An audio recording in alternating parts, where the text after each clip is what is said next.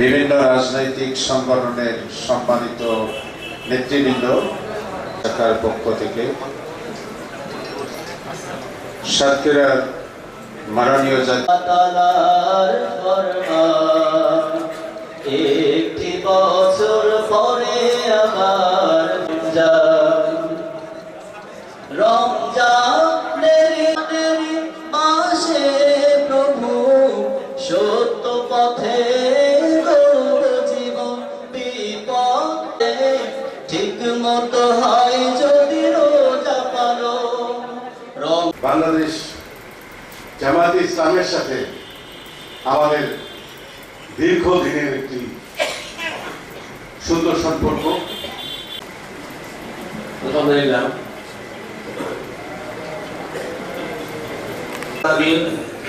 আমরা কতিপয় জনতার সমাজ দরবারে জমিনে তুমি আমাদের পরে যে দায়িত্ব দিয়েছিলে খায়রুল উম্মাত বলে কুনতুম খায়রা উম্মাহ উখরিজাত লিন-নাস তা'মুরুনা বিল মা'রুফ ওয়া তানহাউনা আনিল ব্যবসায়িক নেতৃবৃন্দ, সকল অতিথিবৃন্দের উদ্দেশ্যে আমার সালাম। আসসালামু আলাইকুম ওয়া রাহমাতুল্লাহ।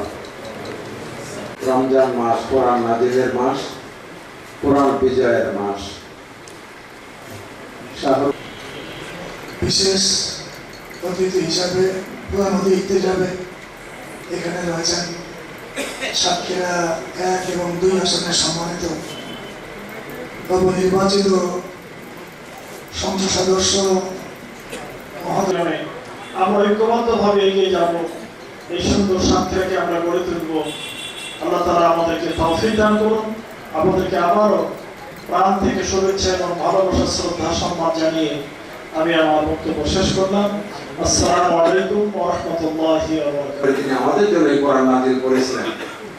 সেই কোরআনের আলোকে দেশ জাতি সমাজ পরিচালনা করার মাধ্যমে গোটা মানবতা তথা এই আনুগত্যে মানুষের মুক্তির সনদ কায়েম করা এটা আমাদের জন্য জরুরি। আমরা সবাই সেদিকে আমরা এগিয়ে আসি। মাহে রমজানের রোজার মাধ্যমে আমরা যে পবিত্র প্রশিক্ষণ যে আমরা দিচ্ছি, এই প্রশিক্ষণ দিয়ে বাকি 11টা মাস যেন আমরা কোরআন কায়েমের আন্দোলনে এগিয়ে থাকি। কোরআন ভিত্তিক أدخلنا الجنة دارك دار السلام تبارك ربنا وتعالى يا ذا الجلال والإكرام ربنا اغفر لنا ذنوبنا وإسرافنا في أمرنا وتوفنا مع الأبرار রব্বুল আলামিন, আমাদের মনের খবর তুমি রাখো।